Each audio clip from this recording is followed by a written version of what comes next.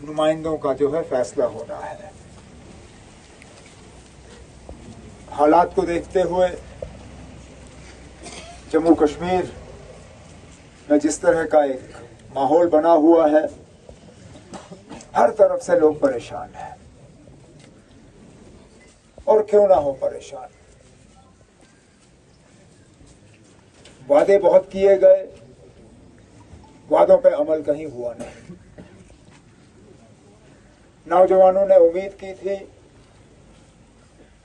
कि 2019 के बाद एक नया सिलसिला यहां शुरू हो जाएगा, रोजगार का, तरक्की का, बेहतरी का।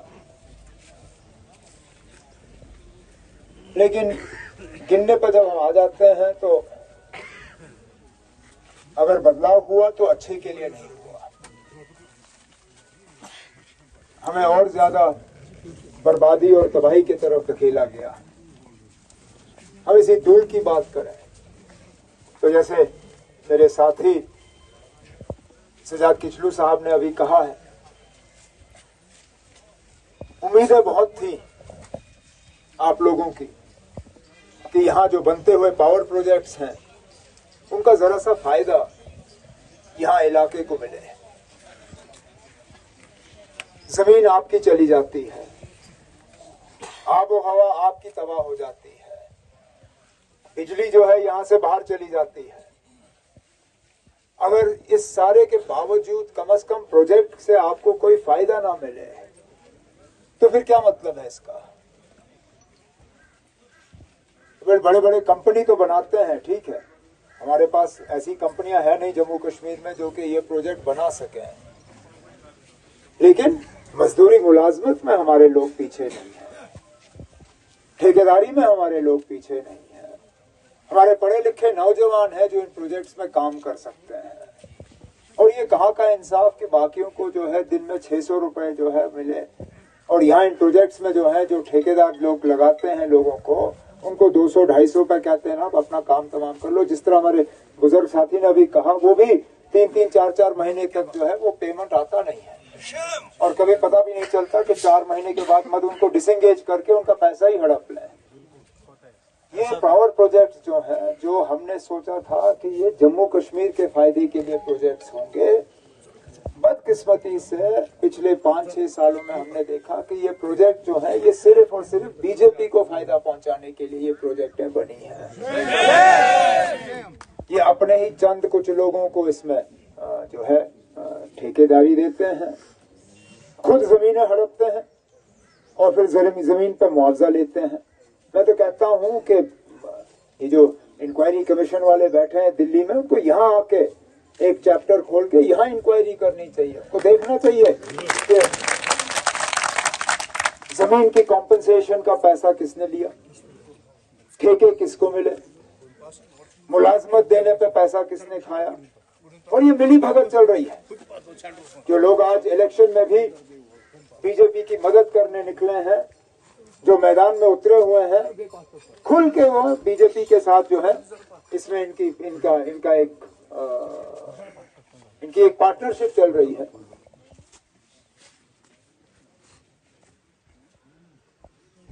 तभी तो हमें अफसोस होता है। कहते हैं ना, ठीक है, अगर हम अपनी जगह गलत थे तो कम से कम ये लोग आके दुरुस्त करते, लेकिन कुछ नहीं किया। जहां हमने छोड़ा वहीं पे वहीं रहा, बिठा के रखा सारा। अब हमने ब्लॉक के अनाउंसमेंट की, नियाबत, तहसील, हमने सोचा कि अब हम हुकूमत को लोगों के ज्यादा करीब लाएंगे। अब यहाँ दूर में ब्लॉक देने से मुझे जाती तौर क्या फायदा होगा। मैंने तो इस दफ्तर में आके बीडीओ से मिलना नहीं है, मैंने आके यहाँ अपने कागज जो है उनको मोहर लगवाना नहीं है। हमारा मकसद ये था कि यहाँ के रहने वाले लोगों को हुकूमत के अफसरों तक पहुंचने में तकलीफ नहीं होनी चाहिए, उनके काम ज्यादा आसानी से होने चाहिए। अब जो लोग यहाँ पे आपके वोट हासिल करने की आज कोशिश कर रहे हैं, उनसे पूछिए ना, खुदारा जो 8 साल 10 साल पहले जो फैसले हुए थे आप लोगों के लिए, उन पे अमल क्यों नहीं हुआ, उनको अमली जामा क्यों नहीं पहनाया गया। आज तो बड़े बड़े दावे करते हैं कि ना हमने खुशहाली लाई, तरक्की लाई, लोगों की जिंदगियां उनको बेहतर किया, लेकिन जमीनी सतह पे हमें ये नजर नहीं आता। कहीं पे भी तालीम के निजाम को इन्होंने बेहतर नहीं किया, सेहत के निजाम को इन्होंने बेहतर नहीं किया। सड़कें जहां बिछाई थी वहीं की वहीं है, नया इन्होंने कुछ किया नहीं। अब क्योंकि इन्होंने काम कुछ किए नहीं तो इलेक्शन जीतने के लिए अब इनका सिर्फ एक ही तरीका है कि किसी तरह वोट को ये तकसीम करें। अब इन्होंने नुमाइंदे लाए हैं जो मैदान में उतरे हैं जीतने के लिए नहीं, सिर्फ और सिर्फ वोट तकसीम करने के लिए। और मैं माफी चाहता हूं ये कहते हुए, लेकिन इसमें हमारे कुछ ऐसे बड़े बड़े लीडर हैं जिनको वाकई मतलब हम सब लोग उनकी इज्जत करते थे, क्योंकि वो सिर्फ जम्मू कश्मीर के लीडर नहीं थे, उन्होंने पूरे हिंदुस्तान में अपनी लीडरी का थोड़ा सा एक चमकाया हुआ था। 2014 में असेंबली इलेक्शन हुए थे, 2018 में हमारा असेंबली जो है वो रद्द किया गया, ये 2024 है। 6 साल के बाद आज सुप्रीम कोर्ट के हुक्म के आने के बाद, क्योंकि सुप्रीम कोर्ट ने जब हुक्म दिया कि 30 सितंबर से पहले यहाँ असेंबली के इलेक्शन होने हैं, अब इन लोगों को फुर्सत आ गई, अब ये कहते हैं कि असेंबली के इलेक्शन की तैयारी करो। पहले तो मैं इनसे पूछता हूं ना, 6 साल कहां हुए थे हमारे इलेक्शन? हमें क्यों 6 साल अपनी हुकूमत से जो है अलग रखा गया? हमें क्यों नहीं मौका दिया आपने अपना एमएलए चुनने का, अपने मिनिस्टर बनाने का, अपना चीफ मिनिस्टर बनाने का?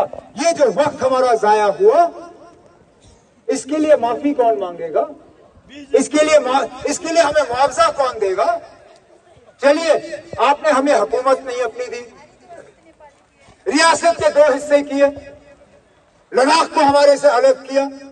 आज लद्दाख के लोग भी इतने ज्यादा परेशान हैं कि उसका कोई हिसाब किताब नहीं। वो लोग जिन्होंने 5 अगस्त 2019 को इतनी खुशी मनाई थी, हम सब गवाह हैं, मिठाइयां बांटी गई, पटाखे ये फोड़े गए, वो खुशी से सामान्य नहीं हुए।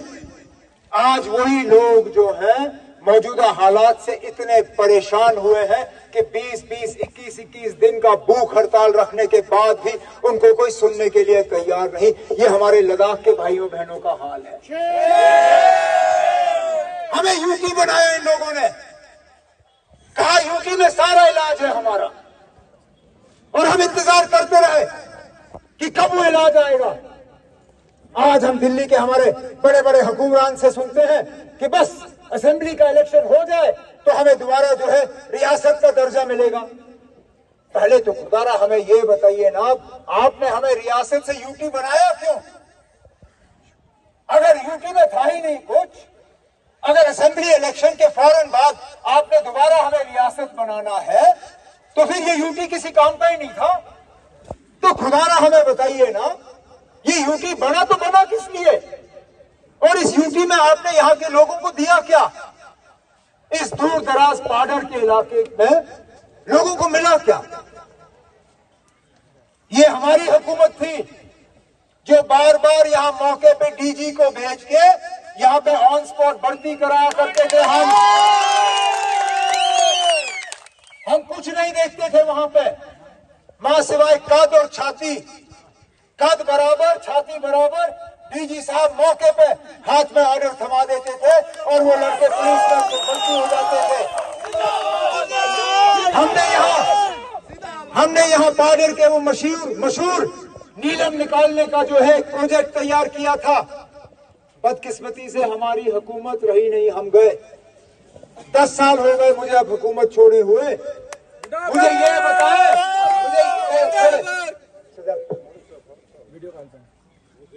फारूक साहब है, फारूक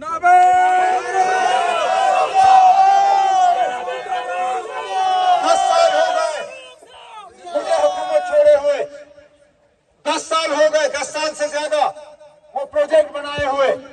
मुझे बताइए ना, आप कहाँ गई वो कंपनी जो यहाँ की नीलम निकाल के यहाँ के लोगों को उसमें मुलाजमत देने की बात चली थी? हमने उसमें वाज़िह तौर लिखा, हमने वाज़िह तौर उसमें किया था कि 90% उसमें जो लोग लगेंगे वो यहाँ बॉर्डर के नौजवान जो हैं उसमें काम करेंगे। लेकिन उस चीज को खा ही गए ये लोग, खा गए उसको, उस प्रोजेक्ट को ही दबा के रखा। कहने के लिए तो कहते हैं कि बाहर से अब इन्वेस्टमेंट आ रहा है, जहां जो आना था कहते हैं कि बड़े बड़े कारखाने बनेंगे। कौन सा नया कारखाना है यहाँ पे? कौन सी तब्दीली आई? एक पावर प्रोजेक्ट बनाने का हमने डीपीआर तैयार किया था करथाई का। हमने चाहा था कि इस पावर प्रोजेक्ट के तहत यहाँ के बड़े लखे नौजवान जो है वो इसमें काम करेंगे, जिन्होंने कम तालीम हासिल की हो, जो मजदूरी करना चाहते हैं वो उसमें रोजगार हासिल कर सकेंगे। हमारे यहाँ पढ़े लिखे इंजीनियरिंग और बाकी जो किए हुए लड़के जो हैं वो ठेकेदारी का कार्ड लेके छोटे बड़े उसमें वो ठेकेदारी का काम करते। 10 साल हो गए हमारी हुकूमत को यहाँ से गए हुए, इन लोगों ने उस प्रोजेक्ट पे एक डबल पैसे का काम नहीं किया। मैं कहता हूँ कभी ऐसा लगता है कि जो होता है अच्छे के लिए होता है। इनके बस की बात नहीं थी वो प्रोजेक्ट जो है शुरू करना। अब ऊपर वाला करे कि सितंबर अक्टूबर अगस्त सितंबर में जो असेंबली इलेक्शन बनने हैं उसके बाद नेशनल कॉन्फ्रेंस की हुकूमत होगी, हम यहाँ पे ये प्रोजेक्ट तैयार करेंगे लोगों के लिए। लेकिन आज हम एमएलए चुनने के लिए यहाँ जमा नहीं हुए हैं। हमने अपना पार्लियामेंट का नुमाइंदा यहाँ से दिल्ली भेजना है अपनी नुमाइंदगी करने के लिए। अब नेशनल कॉन्फ्रेंस चाहती तो हम भी इस मैदान में अपना उम्मीदवार उतारते, लेकिन सोच समझ के नहीं उतारा, क्योंकि हम यहाँ पर वोट को तकसीम नहीं करना चाहते थे। हम नहीं चाहते थे कि आप लोगों का वोट जो है वो बढ़ जाए, बिखर जाए, और इसलिए हमने सोच समझ के ये तय किया कि हम इंडिया अलायंस जो है और कांग्रेस के साथ अपना जो है गठजोड़ बना के मिलके ये इलेक्शन लड़ेंगे। इसलिए मेरे जो साथी जो है 19 तारीख को यहाँ वोट डालने का दिन है। मेरे साथी जो है जो पोलिंग बूथ में जाके वहां हल का निशान ढूंढेंगे। आपको हल का निशान इस इलेक्शन में नहीं मिलेगा, परेशान मत होइए। चौथे नंबर पे हाथ का बटन है। इस इलेक्शन में आप ये समझ लीजिए कि हाथ और हल जो है वो दोनों एक ही बटन में है। ये इंडिया अलायंस का उम्मीदवार है। हम मजहब के नाम पे वोट नहीं मांग रहे, हम जात बरादरी के नाम पे वोट नहीं मांग रहे। नेशनल कॉन्फ्रेंस वो पार्टी है जिसको विरासत में नारा मिला है हिंदू मुस्लिम सिख बौद्ध इत्तेहाद का। हम हमेशा जब बात करते हैं तो अमन की बात करते हैं, भाईचारे की बात करते हैं, एक दूसरे को एक साथ रखने की बात करते हैं। मैंने बार बार अपनी तकरीरों में कहा है कि ये हाथ जो है ये बड़ी अजीब चीज है।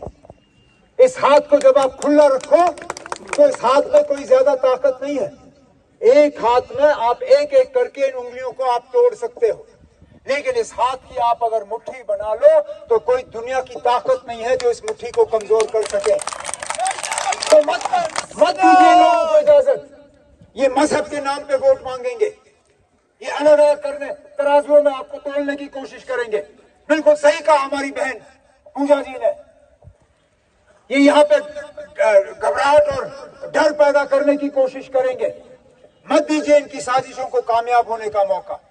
आ जाइए एक साथ और मिलकर दिखाइए कि आप वाकई जम्मू कश्मीर में एक खुशहाल, एक अमन से भरा हुआ, प्यार से भरा हुआ और वो जम्मू कश्मीर जिसमें हम सब तरक्की और डेवलपमेंट और प्रोग्रेस के हिस्से में बराबर के शरीक हो, वही जम्मू कश्मीर हम यहाँ पे कायम करना चाहते हैं। और उसकी बुनियाद आप 19 तारीख को डाल सकते हो। तो इस उम्मीद के साथ कि 19 तारीख को चौथा बटन दबा के आप national conference Congress India alliance के उम्मीदवार को यहां से कामयाब करके भेज दोगे, उसके बाद नतीजों के बाद दोबारा मैं, सजाद, तनवीर, हमारे पूजा जी, हम सब यहाँ पे आके दोबारा आपसे मुलाकात करेंगे, मिल बैठेंगे, 2-4 और बातें होंगी। लेकिन फिलहाल इस उम्मीद के साथ कि 19 तारीख को आपके एक एक वोट जो है वो चौथे बटन के लिए होंगे, मैं आपसे सबसे इजाजत चाहता हूं। बहुत बहुत शुक्रिया।